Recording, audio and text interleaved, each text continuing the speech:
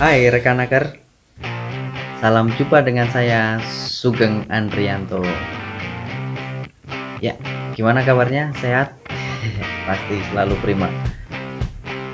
Pada pertemuan kali ini, kita akan membahas tentang perawatan sistem kelistrikan sepeda motor.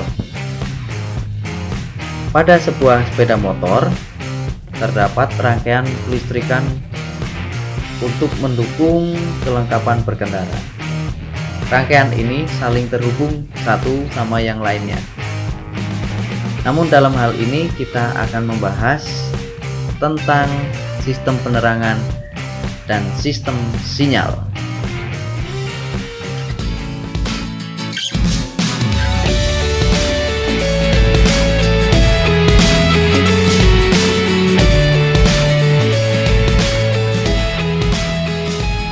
Yang pertama, sistem penerangan.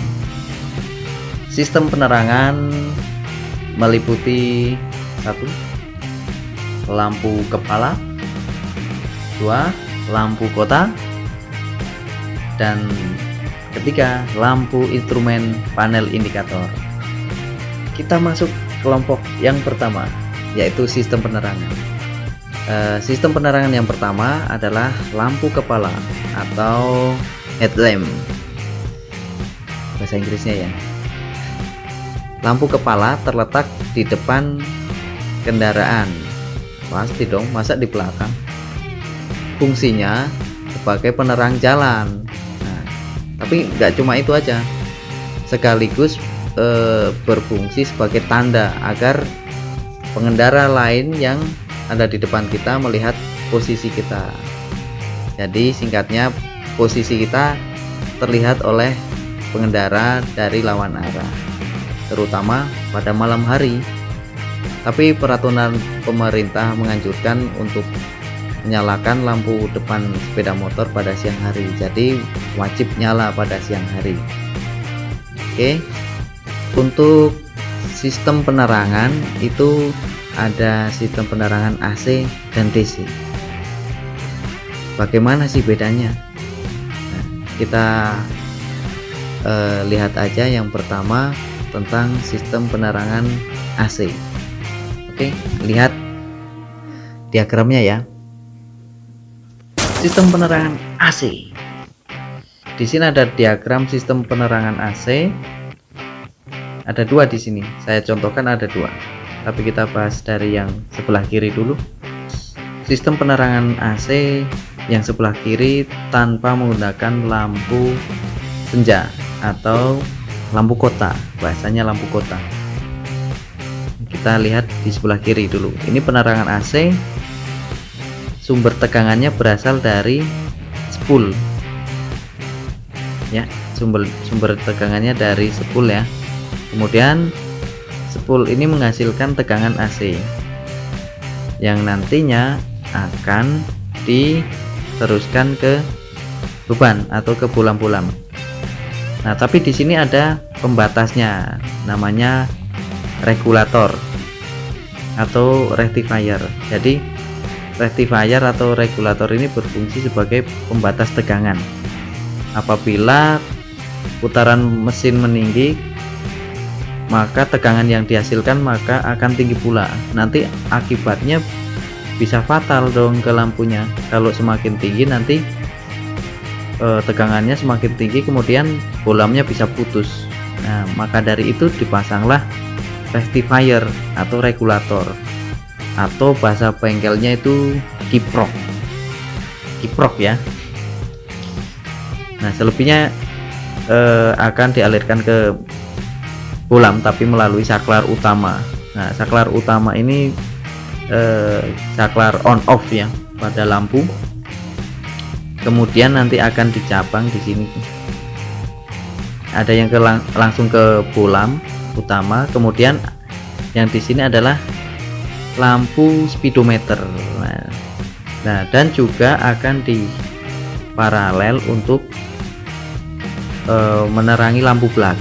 Untuk yang ke bolam utama, nah kita akan split lagi atau bagi menjadi 2. Ada saklar jauh dekat. Jadi bisa memilih antara lampu dekat untuk pencahayaan dekat atau lampu sorot jauh. Nah, lampu jauh ini digunakan untuk memberi tanda nantinya kepada pengendara lain bahwa kendaraan kita akan mendahului atau melihat objek pada jarak jauh. Tapi jangan lama-lama ya, karena efeknya silau bagi pengendara lain dan bisa berakibat berbahaya. Maka dari itu di sini kalau kita menyalakan lampu jarak jauh, maka akan ada lampu indikator, biasanya warna biru di panel instrumen.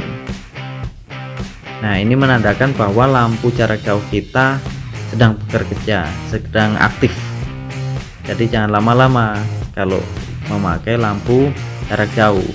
Untuk selanjutnya, diagram yang kedua ini sebetulnya hampir sama, bedanya hanya ditambahi lampu senja. Sumber tegangannya dari sepul penerangan, kemudian dibatasi dengan regulator atau kiprok sama, kemudian ke saklar utama.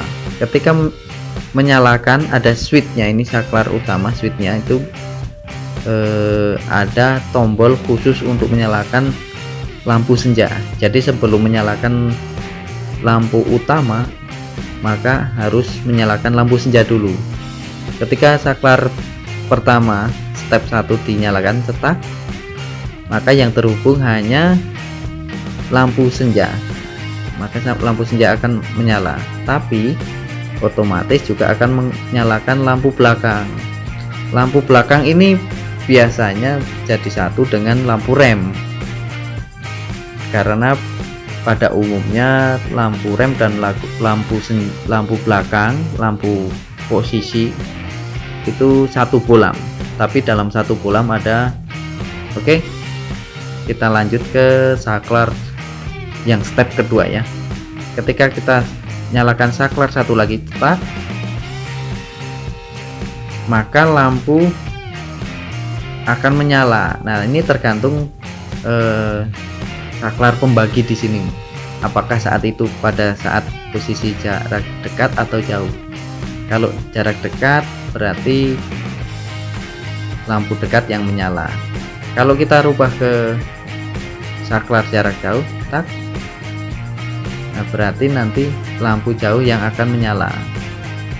Nah, kalau pas lampu jauh menyala, otomatis akan menyalakan lampu indikator jarak jauh yang ada di panel instrumen. Tadi pasti ada yang penasaran nih, apa sih komponennya? Nah, sebelum ke sistem yang lainnya, kita bahas. Tadi kita ngobrol tentang spool atau alternator. Bentuknya seperti ini, terletak di blok mesin. Kalau untuk motor bebek atau sport di sebelah kiri, blok mesin sebelah kiri. Tapi kalau untuk motor matic biasanya ada di sebelah kanan. Spool ini kemudian menghasilkan tegangan. Nah, selanjutnya tegangan itu akan dimanfaatkan untuk menyalakan lampu. Kita lanjut. Regulator atau kiprok kadang bentuknya agak bermacam-macam tapi hampir sama. Nah, rata-rata berbentuk seperti ini. Ada kisi-kisinya atau sirip-siripnya, berfungsi sebagai pendingin. Karena ketika bekerja regulator ini menghasilkan panas ya, jadi perlu pendinginan. Nah, regulator ini atau kiprok ini berfungsi untuk membatasi tegangan. Jadi tegangan yang dihasilkan oleh alternator tadi kadang berubah-ubah sesuai putaran mesin, jadi harus dibatasi. Dan dengan adanya regulator ini maka tegangannya akan stabil. Kemudian regulator ini juga berfungsi sebagai penyarah arus atau menyarahkan arus untuk sistem pengisian. Selanjutnya ada saklar atau switch. Fungsi saklar berfungsi untuk menyalakan atau mematikan lampu. Kemudian ada tadi saklar pembagi, berfungsi untuk memindah pilihan jauh atau dekat.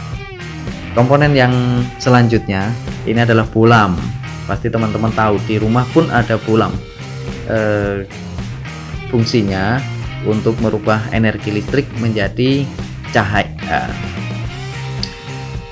Biasanya ada tertulis Nah, ini artinya bolam ini akan bekerja pada tegangan 12 volt. Kemudian 35/35. 35 yang pertama itu digunakan untuk penerangan jarak dekat. Nah, 35 watt ya. W itu satuannya watt. Kemudian per 35 W yang kedua ini untuk jarak jauh. Jadi jarak jauh dan dekat sama-sama 35 watt.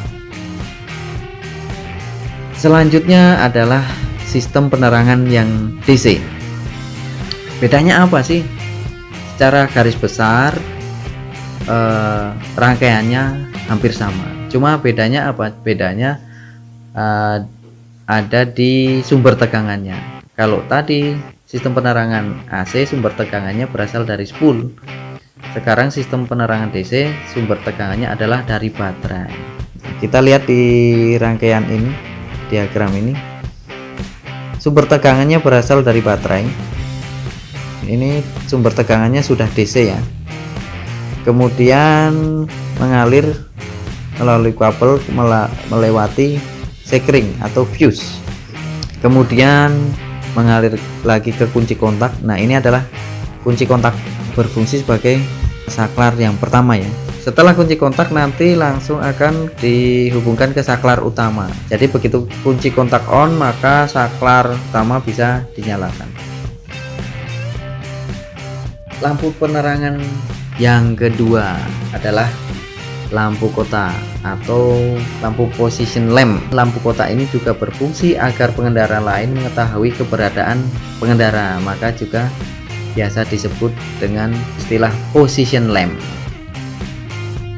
Untuk yang selanjutnya dalam sistem penerangan ada lampu instrumen panel indikator, atau tadi ditulis lampu speedometer. Nah, yang dimaksud lampu penerangan itu adalah backlightnya ya, yang di belakang. Nah, jadi ketika kunci kontak sudah dinyalakan, kemudian lampu utama dinyalakan, maka otomatis akan menyalakan lampu panel atau lampu instrumen panel indikator. Lampu panel berfungsi sebagai penerangan pada panel pengemudi, bisa diterangi antara lain penerangan speedometer, penerangan meter bahan bakar, temperatur mesin, dan lain-lain.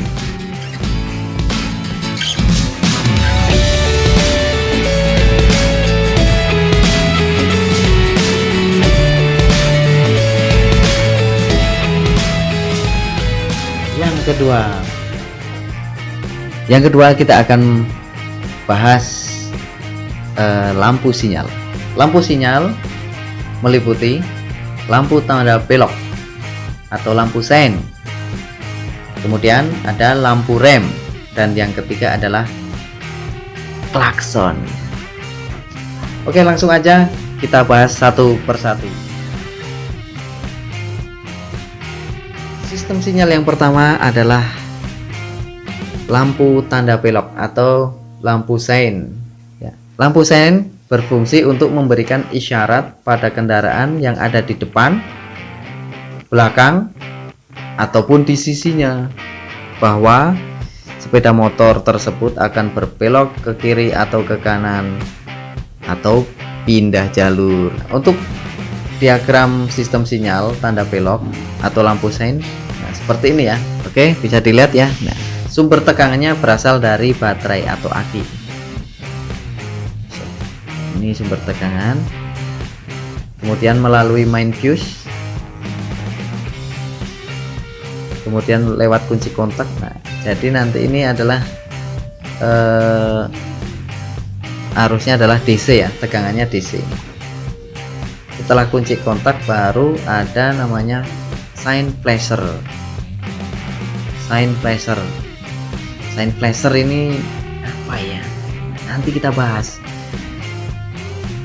Kemudian keluar menuju ke SW. Sein. SW ini switch atau saklar sein. Saklar kiri dan kanan. Apabila saklar ini dihubungkan ke kiri, terarahkan ke kiri, maka lampu yang ada di sebelah kiri akan menyala, baik depan maupun belakang. Dan satu lagi lampu yang ada di panel indikator atau di panel speedo. Kemudian kalau dinyalakan ke kanan, baliknya, maka sisi kanan yang akan menyala, depan maupun belakang, dan juga yang ada di panel indikator. Oke, jadi yang untuk indikator ini kutub positif negatifnya mengambil dari kedua jalur ya, baik kanan maupun kiri. Oke, nah ini adalah flasher atau pengedip. Flasher ini ada dalam rangkaian sistem sinyal tanda belok. Jadi untuk mengedipkan bolam lampunya supaya menjadi isyarat bahwa kendaraan ini akan berbelok atau berpindah jalur. Kemudian untuk sistem yang kedua adalah lampu rem.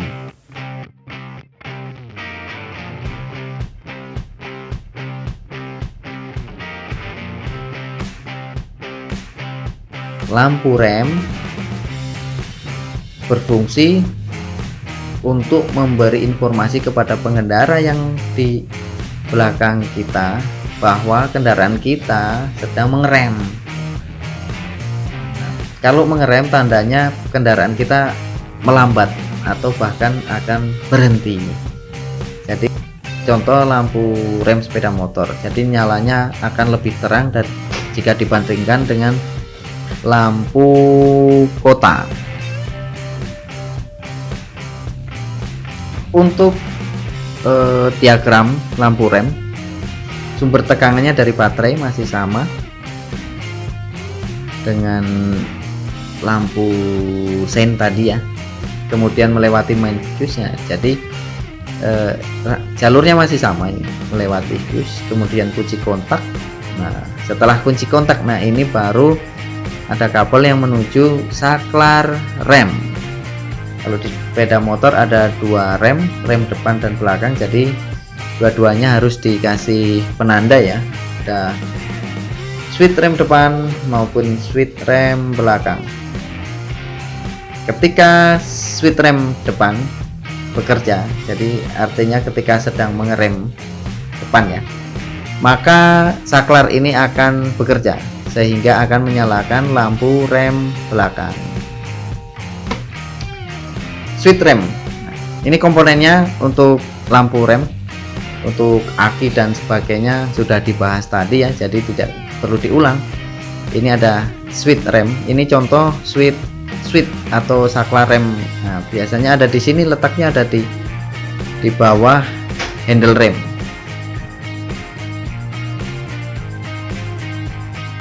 Yang ketiga untuk sistem sinyal adalah klakson. Klakson adalah komponen pembuat tanda suara berdasarkan getaran membran yang bergetar karena adanya gaya elektromagnet. Rangkaiannya sumber tegangan dari baterai, kemudian lewat main fuse ke kunci kontak. Setelah kunci kontak, nah baru ini ada kabel yang menuju ke tombol klakson. Nah, tombol klakson ketika dipencet berarti terhubung, sehingga tegangan yang dari baterai tadi akan mengalir sampai ke klakson. Nah, klakson ini sehingga akan bunyi tet tet tet. Nah, kira-kira seperti itu. Komponennya ada baterai, main fuse, kunci kontak, tombol klakson, dan klakson itu sendiri.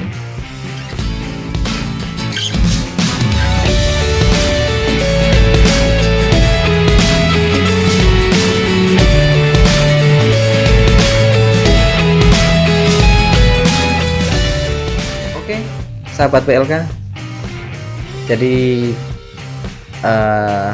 hari ini kita telah membahas tentang sistem kelistrikan pada sepeda motor. Jadi dalam sepeda motor ada kelompok kelistrikan dibagi menjadi dua tadi ya, kelistrikan untuk penerangan dan juga kelistrikan untuk sistem sinyal.